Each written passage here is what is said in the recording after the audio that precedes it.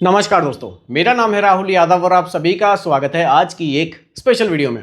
दोस्तों, आज की वीडियो का टॉपिक तो एकदम सिंपल ही आपको देखने को मिलेगा, active fund versus index fund, यानी कि active fund versus passive fund. आज की वीडियो में हम कंपेयर करेंगे एक्टिव फंड और इंडेक्स फंड को। अब कुछ लोगों को ये वीडियो स्टार्टिंग में देखकर लगेगा कि यार इस तरह की वीडियोस तो हम काफ़ी देख चुके हैं, हम समझ चुके हैं कि इंडेक्स फंड क्या है और एक्टिव फंड क्या है। लेकिन दोस्तों, भले ही आपने इस टॉपिक पर बहुत सारी वीडियोस देखी हो, आज मेरी ये वीडियो आप ज़रूर देख कर जाना। आज की वीडियो में कुछ ना कुछ स्पेशल आपको ज़रूर देखने को मिलेगा। देखिए, ये तो नॉर्मली सभी लोग जानते हैं कि भाई जो हमारे इंडेक्स फंड है वो सस्ते पड़ते हैं, जो हमारे एक्टिव फंड है वो थोड़े से हमें महंगे पड़ते हैं। लेकिन क्या आप लोग जानते हैं कि कुछ मामलों में आपको इंडेक्स फंड एक्टिव फंड के मुकाबले ज़्यादा महंगे पड़ सकते हैं? क्योंकि ज़रूरी नहीं है कि इंडेक्स फंड हमेशा सही हो और ज़रूरी नहीं है कि एक्टिव फंड हमेशा सही हो। आपके लिए कौन सा ज़्यादा सही हो सकता है और किस कैटेगरी में ज़्यादा सही हो सकता है, वो आज की वीडियो में आप लोग एकदम डिटेल में समझने वाले हैं। तो वीडियो काफ़ी इंपॉर्टेंट आप लोगों के लिए होने वाली है। आप इस वीडियो को बहुत ही ध्यान से देखिएगा और समझिएगा। छोटी सी वीडियो है लेकिन आपके बहुत काम ये आ सकती है। क्योंकि देखिए, इस टॉपिक पर ना वीडियोज़ मैंने भी देखी हैं, मैंने भी इस टॉपिक को समझा है कि लोग कैसे समझा रहे हैं, क्या बता रहे हैं, लेकिन कुछ ना कुछ तो मैं अलग लेकर आया हूँ ना, तभी तो मैं इस टॉपिक पर बात कर रहा हूँ। इसीलिए आप थोड़ा सा धैर्य के साथ इस टॉपिक को समझिएगा। देखिए, सबसे पहले हम लोग लार्ज कैप को समझेंगे, इंडेक्स फंड को समझेंगे, मिड कैप को समझेंगे और स्मॉल कैप को समझेंगे। सबसे पहले एक थोड़ा सा मैं यहाँ पर ब्रीफ कर देता हूँ, एक बिल्कुल हम लोग क्या ना बेसिक को समझते हैं ताकि ये टॉपिक आपको पूरी तरह से समझ में आए। क्योंकि देखिए, जो म्यूचुअल फंड का टॉपिक है ना, थोड़ा सा अपने आप में ही कॉम्प्लिकेटेड है। तो कोशिश मेरी ये रहती है कि जो हमारी एक आम बोलचाल वाली भाषा है ना, उसमें मैं आपको इस टॉपिक को समझाऊं ताकि आपके जो डाउट्स हैं वो पूरी तरह से क्लियर हो सकें। देखिए, मैं आपको क्लियरली समझाता हूं। लार्ज कैप सबसे पहले मैं यहां पर लिख देता हूं कि लार्ज कैप आखिर क्या होते हैं और ये कैसे काम करते हैं, ठीक है। उसके बाद मैं यहां लिख देता हूं मिड कैप, ठीक है। आप लोगों ने नाम इनके सुने होंगे, लेकिन इनका जो तरीका है निवेश करने का उसको आप थोड़ा सा समझिए। बेसिक से स्टार्ट करते हैं और आपको पूरा का पूरा टॉपिक ऐसे क्लियर हो जाएगा, बिल्कुल एकदम उंगलियों पर। आप समझ जाएंगे कि आपके लिए क्या बढ़िया है। देखिए, लार्ज कैप का मतलब है यहां पर टॉप की 100 कंपनीज आती हैं, टॉप 100, ठीक है। मिड कैप में 101 से स्टार्ट होंगी और 250 तक जाएंगी, ठीक है। स्मॉल कैप में 251 से स्टार्ट होंगी और फिर आगे छोटे छोटे जो स्टॉक्स हैं वो सारे हमारे स्मॉल कैप में आ जाएंगे। क्लियर है? अब देखिए, अगर आप निवेश करते हैं लार्ज कैप म्यूचुअल फंड में, यहां पर अब बात करते हैं large cap mid cap mutual fund की, स्मॉल कैप म्यूचुअल फंड की, तो यहां सेबी का नियम है भाई। सेबी का नियम यहां ये कहता है कि अगर लार्ज कैप म्यूचुअल फंड में आप निवेश कर रहे हैं तो आपका मिनिमम 80% का जो निवेश है वो लार्ज कैप स्टॉक्स में ही किया जाए, यानी कि बड़ी कंपनियों में आपका मिनिमम 80% का निवेश किया जाए। वहीं अगर आप मिड कैप में कर रहे हैं तो यहां भी सेबी का नियम है और सेबी का नियम कहता है कि भाई मिनिमम 65% का जो निवेश है वो मिड कैप स्टॉक्स में किया जाए। स्मॉल कैप पर आते हैं तो यहां भी सेबी का जो नियम है वो ये कहता है कि भाई आपका जो मिनिमम 65% का निवेश है वो स्मॉल कैप स्टॉक्स में किया जाए, ताकि थोड़ा सा क्लियरिटी यहां पर आ सके, ठीक है।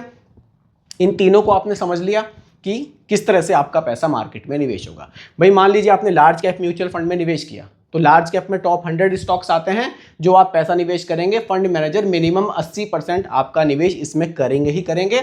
इसी तरह से मिड कैप है, स्मॉल कैप है, यहां मिनिमम 65% का निवेश मिड कैप स्टॉक्स और स्मॉल कैप स्टॉक्स में फंड मैनेजर को करना ही पड़ेगा, ठीक है।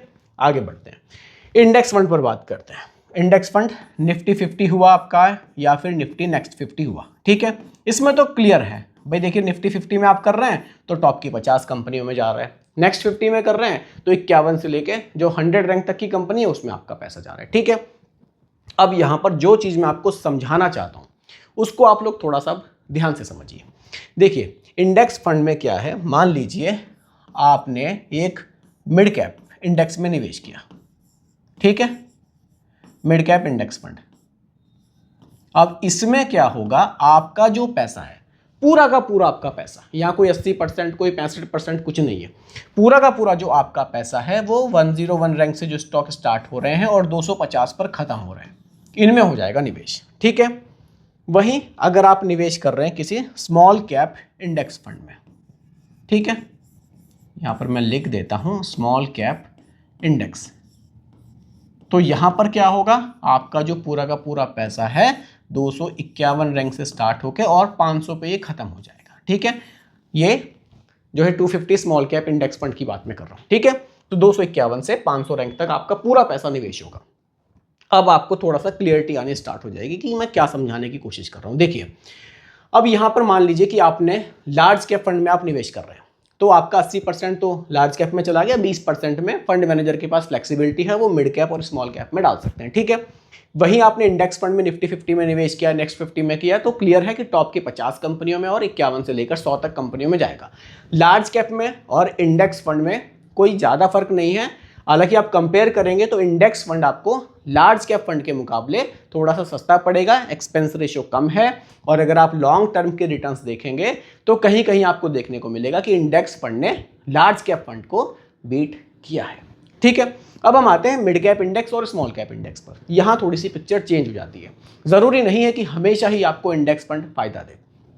अब देखिए, जैसे कि मिड कैप में आपको निवेश करना है, मिड कैप म्यूचुअल फंड है, तो यहाँ फंड मैनेजर क्या करेंगे, मिनिमम 65% है, 65 से लेकर 70% तक निवेश कर देंगे मिड कैप स्टॉक्स में। बाकी का जो पैसा बचेगा उसको लार्ज कैप में भी डाल सकते हैं, स्मॉल कैप में भी डाल सकते हैं। यहाँ फंड मैनेजर के हाथ बंधे हुए हैं कि भैया पूरा पैसा इसी में निवेश करना है, इसके अलावा हम कहीं नहीं कर सकते। तो कहानी ये है कि मिड कैप और स्मॉल कैप में जो पोटेंशियल है वो इंडेक्स फंड के मुकाबले थोड़ी सी बेटर है कि वो आपको इंडेक्स के मुकाबले ज़्यादा रिटर्न्स निकाल कर दे सकते हैं। देखिए, जो इंडेक्स फंड है कभी भी अपने बेंचमार्क को बीट नहीं करेगा, उसके आसपास के रिटर्न्स ही देगा। लेकिन जो एक्टिव फंड है, जैसे कि मिड कैप इंडेक्स हुआ, मिड कैप म्यूचुअल फंड हुआ, स्मॉल कैप म्यूचुअल फंड हुआ, ये अपने बेंचमार्क से ज़्यादा रिटर्न्स आपको बनाकर दे सकते हैं। रीज़न सिंपल है कि यहाँ पर फ्लेक्सिबिलिटी ज़्यादा है इंडेक्स फंड के मुकाबले। भाई देखिए, अभी क्या है, स्मॉल कैप में मान लीजिए थोड़ी गिरावट आ रही है, फंड मैनेजर क्या करेंगे, 65% का निवेश जो करना ही है, सेबी का नियम है, उतना तो कर देंगे। ठीक है, बाकी का जो पैसा है वो उसको शिफ्ट कर सकते हैं लार्ज कैप म्यूचुअल फंड में, यानी कि टॉप 100 स्टॉक्स में, वो बड़े स्टॉक्स हैं, वहाँ स्टेबिलिटी ज़्यादा है। लेकिन अगर आपका एक स्मॉल कैप इंडेक्स फंड में पैसा निवेश है तो यहाँ कोई पैसा चेंज नहीं होगा, स्मॉल कैप गिरे चाहे जितना गिरे, आपका पैसा यही निवेश रहेगा। तो कहने का मतलब ये है, समझाने का मतलब ये है कि large cap mutual fund, Nifty 50 और निफ्टी नेक्स्ट 50 म्यूचुअल फंड, अगर आप इनको कंपेयर कर रहे हैं तो कहीं ना कहीं इंडेक्स फंड बेटर है। लेकिन अगर आप मिड कैप और स्मॉल कैप को कंपेयर कर रहे हैं तो कहीं ना कहीं आप देख लीजिएगा, आपको एक्टिव म्यूचुअल फंड ज़्यादा बेटर देखने को मिलेंगे लॉन्ग टर्म में। ठीक है, अभी एक दो पॉइंट और है, उनको भी ध्यान से समझिएगा। डाउन साइड प्रोटेक्शन को समझिए। देखिए, मान लीजिए कोई मिड कैप म्यूचुअल फंड है, मार्केट में गिरावट है। ठीक है, मार्केट हमारा गिर रहा है, मिड कैप म्यूचुअल फंड है, स्मॉल कैप म्यूचुअल फंड है, गिर रहे हैं हमारे। देखिए, यहाँ पर मिनिमम 65% की बाउंडेशन है, वो फंड मैनेजर लगा देंगे, बाकी पैसा वो किसी ऐसे फंड में शिफ्ट कर सकते हैं, किसी ऐसे सेक्टर में शिफ्ट कर देते हैं जहाँ पर आपको स्टेबिलिटी थोड़ी सी ज़्यादा मिल जाती है। लेकिन इंडेक्स फंड क्या होगा, उसी तेज़ी से गिरते रहेंगे और आपको जो रिटर्न्स हैं वो बहुत कम देखने को मिलेंगे। तो ये एक बड़ा डिफरेंस देखने को मिलता है। डाउन साइड प्रोटेक्शन आपको इंडेक्स फंड में नहीं मिलेगी उतनी बढ़िया, जितनी आपको एक एक्टिव म्यूचुअल फंड में देखने को मिल जाएगी। तो एक तो ये बड़ा डिफरेंस हमें देखने को मिलता है। एक चीज़ और है, अगर आप इंडेक्स फंड में निवेश कर रहे हैं, वहाँ पर थोड़ा सा एक एरर वाला भी आता है, ट्रैकिंग एरर भी आता है, थोड़ा सा आपको वो भी समझना है कि भाई किसी म्यूचुअल फंड में, जिस आप इंडेक्स फंड में निवेश कर रहे हैं, तो उसमें एरर कम से कम हो, ताकि जो आपको रिटर्न है वो थोड़े से बेटर मिले। इंडेक्स फंड क्या होगा, मार्केट के साथ ही उठेगा और मार्केट के साथ ही वो गिरेगा, उसमें किसी तरह की कोई आपको एक्स्ट्रा कुछ भी देखने को नहीं मिलता है। ठीक है, तो यहाँ जो डाउन साइड प्रोटेक्शन की बात है, उसमें मिड कैप और स्मॉल कैप में थोड़ा सा आपको बेटर देखने को मिल सकता है, अगर आप कंपेयर कर रहे हैं एक मिड कैप इंडेक्स से या फिर स्मॉल कैप इंडेक्स फंड से। ठीक है, अगला पॉइंट जो कि हमारा लास्ट पॉइंट है, परफेक्ट पोर्टफोलियो स्ट्रेटजी। देखिए, पोर्टफोलियो स्ट्रेटजी की अगर मैं यहाँ पर बात करूँ, आप एक mid cap small cap fund रख रहे हैं तो आप क्या कर सकते हैं। देखिए, यहाँ पर मान लीजिए आपको मिड कैप में निवेश करना है। ठीक है, आपको एक पोर्शन स्मॉल कैप में निवेश करना है, आपको एक इंडेक्स फंड भी रखना है, आपको एक फ्लेक्सी कैप भी रखना है।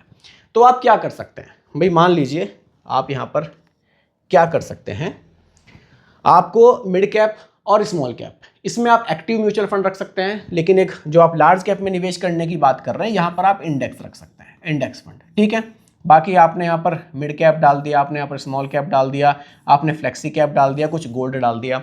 तो जो स्मॉल कैप हुआ, फ्लेक्सी कैप हुआ, मिड कैप हुआ, इनको आप एक्टिव रख सकते हैं और बाकी जो आप बड़ी कंपनी में निवेश करना चाह रहे हैं उसमें आप इंडेक्स फंड को रख सकते हैं।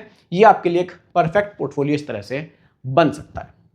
बाकी अगर आपको इस टॉपिक रिगार्डिंग अभी भी कोई कंफ्यूजन हो तो आप लोग मुझे कमेंट कीजिएगा, फिर कोशिश करेंगे उसको दोबारा से हम लोग सॉल्व करने की। बाकी वीडियो आपको पसंद आती है तो दोस्तों लाइक आप ज़रूर किया कीजिए ताकि मुझे भी पता चले कि आपको मेरी वीडियोस कैसी लग रही हैं। बाकी दोस्तों यही आज की वीडियो का टॉपिक मैंने आप लोगों के लिए रखा था। उम्मीद करता हूं कि टॉपिक आपको पसंद आया होगा। बाकी रिकमेंडेशन नहीं है, सिर्फ एजुकेशनल पर्पस वीडियो आप लोगों के लिए बनाई गई है। पसंद आई हो लाइक शेयर कीजिएगा, चैनल पर नए हैं सब्सक्राइब कीजिएगा। मिलते हैं जल्दी एक और नई वीडियो के साथ। धन्यवाद।